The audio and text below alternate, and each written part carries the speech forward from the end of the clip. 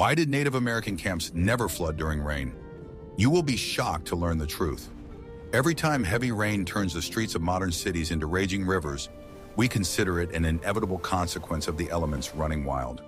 We build complex drainage systems and use waterproof materials, but water wins out time and time again. What if I told you that hundreds of years ago, people who had none of our technology built homes that never flooded?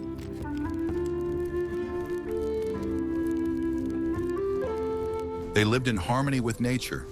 But this was not an abstract philosophy, but a set of extremely precise and practical knowledge. Their camps, located in the middle of wild plains and dense forests, remained dry even during the heaviest downpours. It was not a miracle, it was a science honed to perfection by centuries of observation.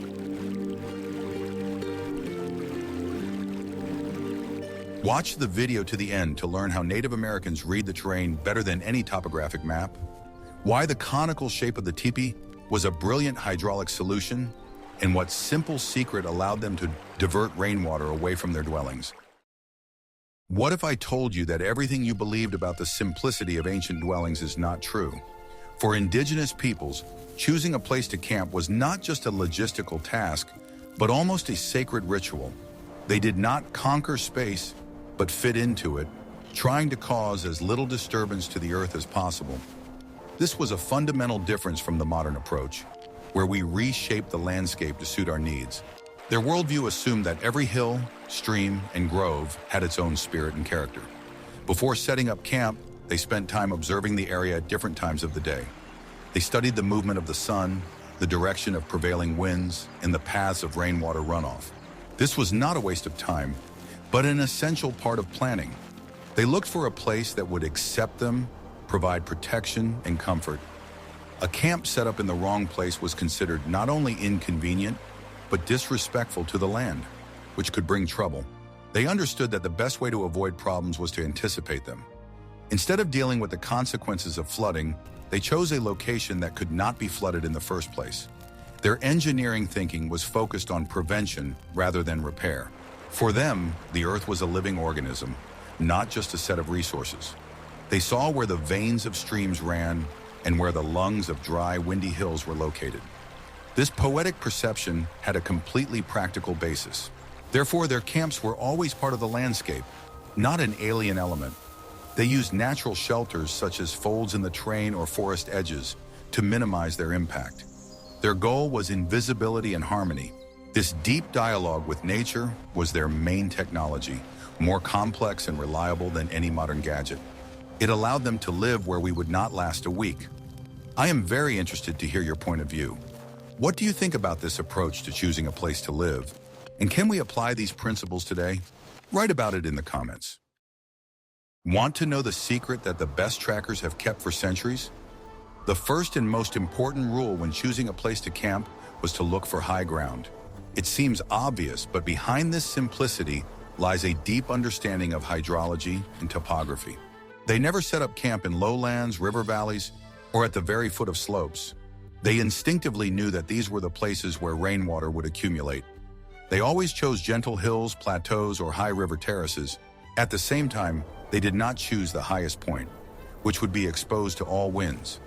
They looked for the golden mean, a place high enough not to be flooded, but at the same time protected from strong winds by other elements of the terrain. It was the art of finding the perfect balance. Even a small, barely noticeable slope of a few degrees was crucial for them. They understood that this was enough for rainwater to flow naturally away from their dwellings, rather than towards them.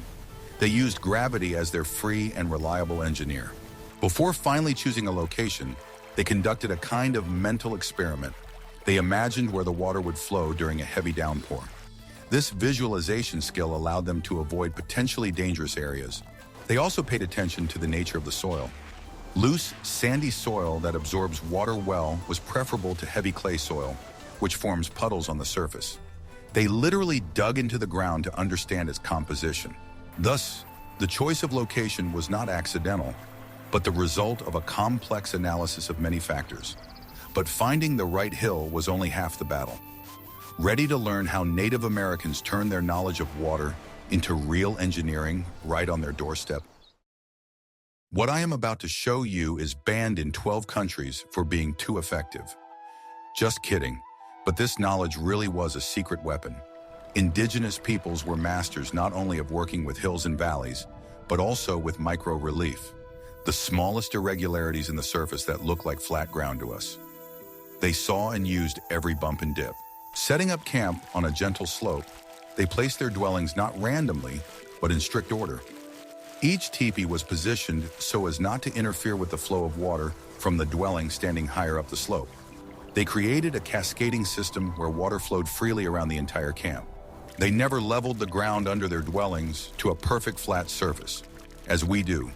They preserved a natural, barely noticeable slope.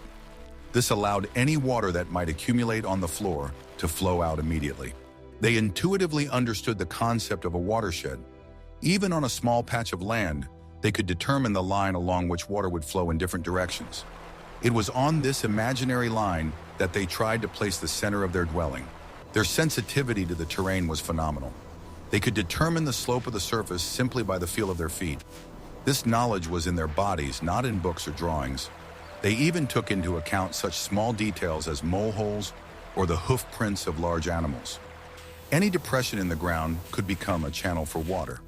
They either avoided such places or filled them in before setting up their dwellings. It was this attention to the smallest details that distinguished their approach. They knew that in the struggle for survival, there are no small things. Every centimeter of slope mattered and worked for their safety. What if I showed you a time machine that would transport us to a world of ingenious engineering? That machine would be the ordinary teepee, the dwelling of the tribes of the Great Plains. Its design, refined over centuries, was not just a home, but a perfect device for protection from the elements, especially rain. The main secret was its conical shape. The sloping surface did not give rainwater a chance to linger. The drops simply rolled down the stretched bison hide without having time to penetrate inside. The angle of the walls was perfectly calibrated. It was steep enough for water to run off quickly, but also gentle enough to leave plenty of living space inside. This was the result of hundreds of years of trial and error, leading to the optimal shape. The poles that made up the frame of the teepee were not placed randomly, but according to a strict system. Usually 12 to 25 long, straight poles made of pine or fir were used. 3 or 4 of the strongest poles were tied together and placed as a base, and the rest were attached to them. This structure created a strong and stable frame. A covering of sewn bison skins was stretched very tightly over it. The heavier the rain, the more the skins got wet, became heavier and stretched even tighter, making the entire structure monolithic and impervious. There was a smoke hole at the top of the teepee.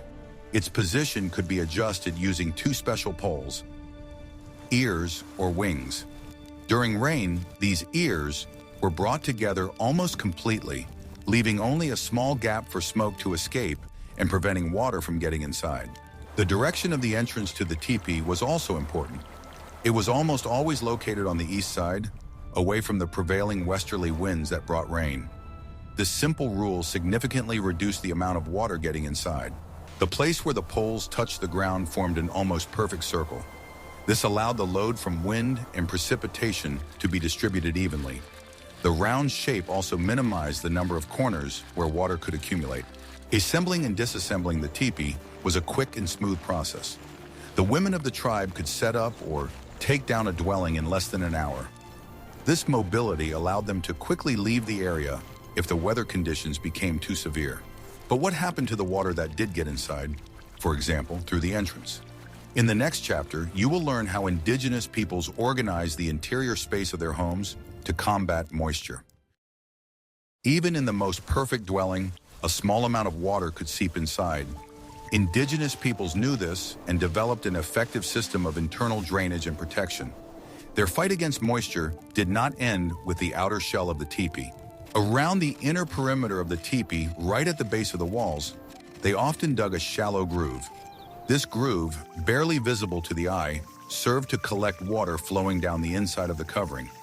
It was a simple but ingenious technique. The water collected in the trench did not stagnate. It was either absorbed into the ground or, thanks to the general slope of the site, flowed out through a special small hole under the wall of the dwelling. Thus, the floor in the center remained dry. A key element of the interior was the lining, or ozan in the Lakota language. It was a strip of skins or canvas about 1.5 to 2 meters wide, which was attached to poles from the inside around the entire perimeter. It created a second inner wall. This lining served several purposes. First, it created an air gap that acted as insulation, keeping the dwelling warm in winter and cool in summer. Second, it protected against drafts coming from the ground, but its main function during rain was to intercept moisture. Any drops that might seep through the seams of the main covering fell not on people and things, but on this lining. From there, they flowed directly into the drainage groove at the base. The floor of a teepee was never just bare earth. It was covered with skins, and in later times with canvas. This created an additional barrier against moisture coming from below. Sleeping areas and storage areas were always located closer to the walls, on a kind of platform made of branches or mats. This raised them above floor level, ensuring that they remained dry. The hearth was located in the center, at the lowest point, which also contributed to overall dryness. The entire organization of the interior space was subordinated to the logic of combating water and cold. Each item had its place, and that place was determined by the laws of physics. There was nothing random about the dwellings of indigenous peoples. This multi-level protection system, outer covering, inner lining, drainage groove, and raised floors, created an incredibly comfortable and dry space. They lived in harmony with nature, but did not allow its whims to disrupt their daily lives. Are you ready for the shocking truth about forest peoples? Not all Native Americans were nomads living in teepees. Peoples of the Northeast, such as the Iroquois, built huge and durable wooden houses called longhouses, and their methods of protection against moisture were no less ingenious.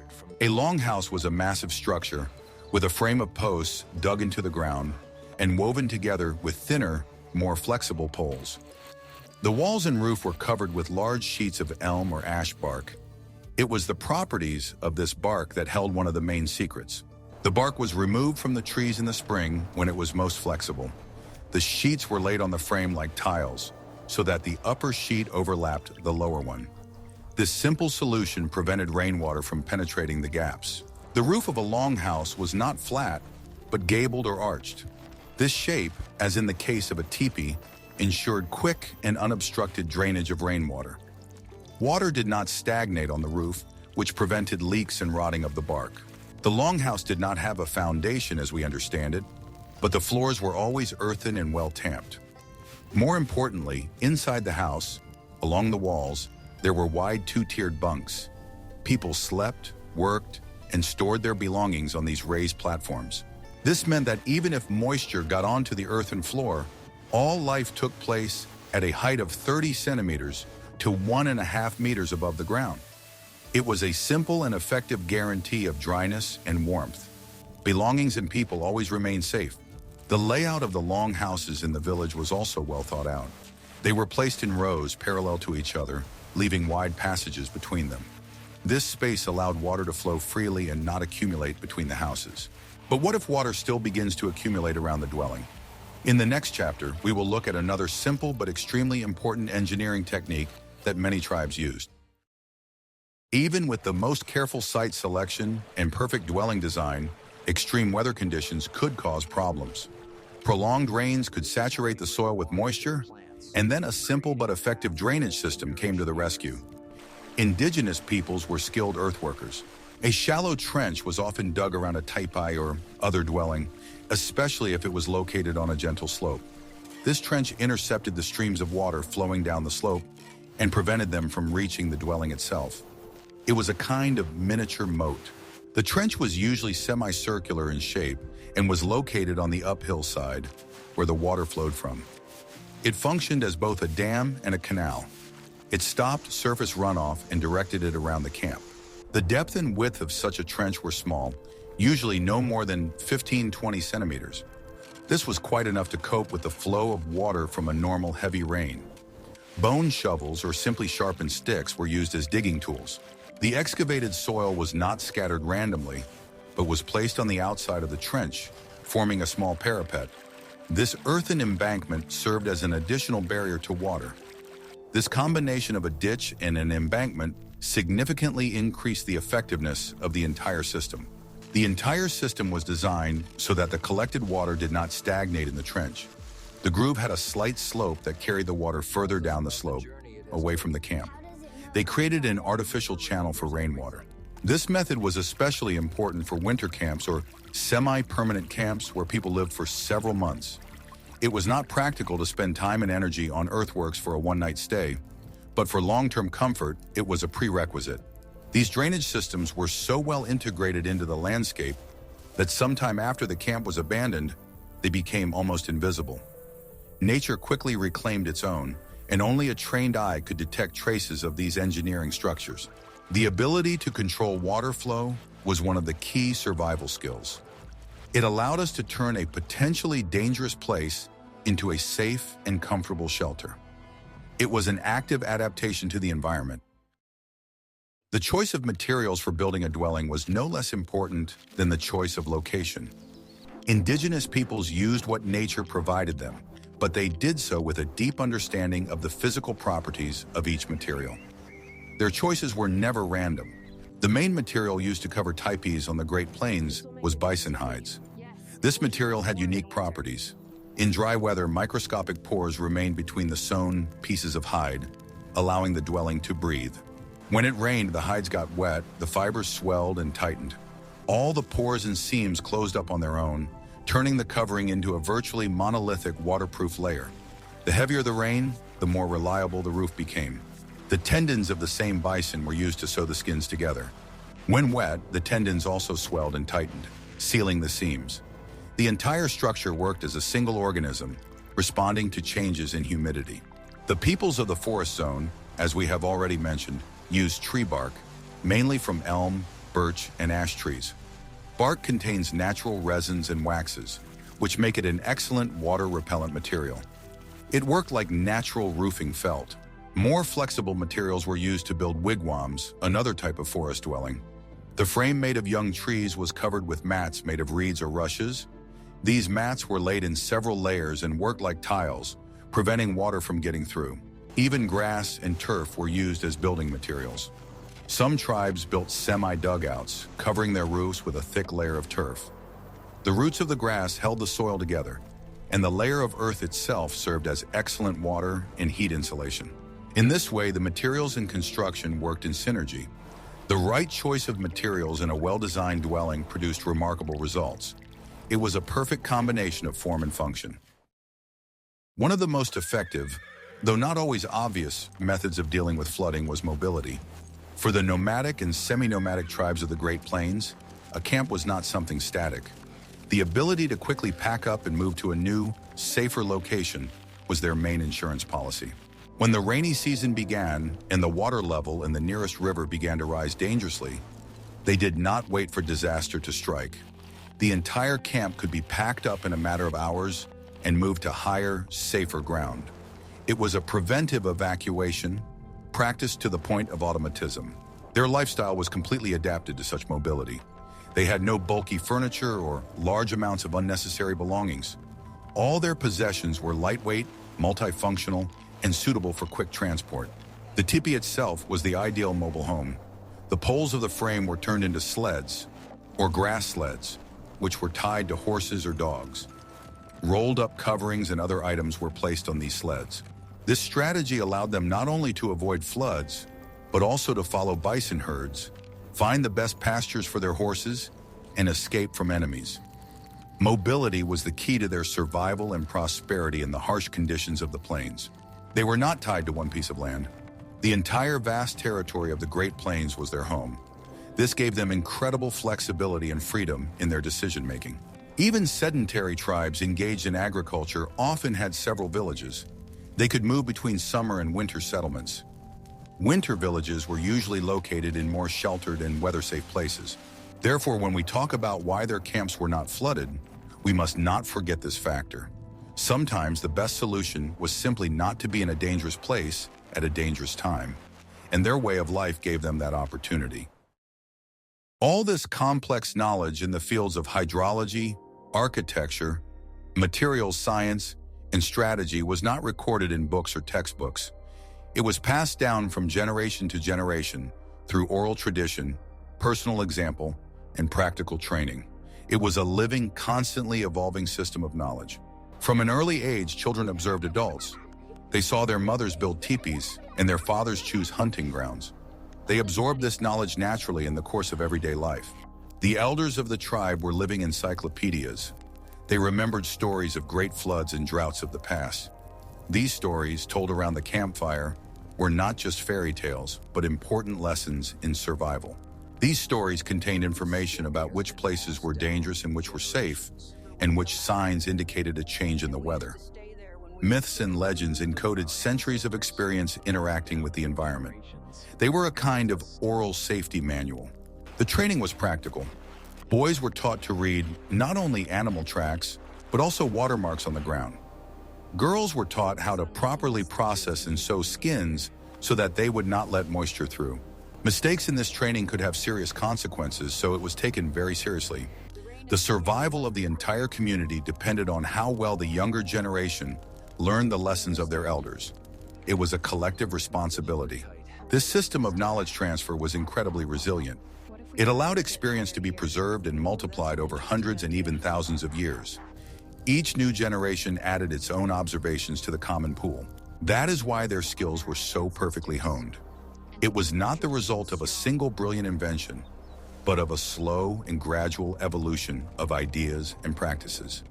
The collective mind of the tribe was their chief engineer and designer. When we admire their ability to live in harmony with nature today, we must understand that behind it lay a highly complex educational system. It was invisible but extremely effective. It created not just people, but true experts in survival. The loss of this knowledge is one of the greatest tragedies of the colonial era. Today, enthusiasts and descendants of indigenous peoples are piecing together this invaluable experience bit by bit. It teaches us not only how to build a dry dwelling, but also how to build a more respectful and intelligent relationship with our planet. We can see that the secret of the Native Americans' waterproof camps was not some single miraculous technique. It was a complex system based on a deep understanding of nature and impeccable logic. Every element of this system, from the choice of location to the properties of bison hides, played an important role. The choice of high ground, working with the micro-relief, the ingenious geometry of teepees and longhouses, well-designed internal drainage, and the ability to manage water flows were all part of a unified survival strategy. They did not fight the rain, but allowed it to do its job without interfering. Their approach was not one of resistance, but of skillful evasion and adaptation. This knowledge is not just an interesting historical fact. It is a reminder that sustainable and harmonious solutions are often simple and lie right at our feet. We just need to learn to look at the world as attentively as the people for whom the whole earth was their home did. What other aspects of indigenous peoples' lifestyles and technologies would you like to see in our next videos? Perhaps you are interested in their clothing, hunting methods, or food preservation techniques. Suggest your topics in the comments and don't forget to subscribe to our channel so you don't miss out on new journeys into the past.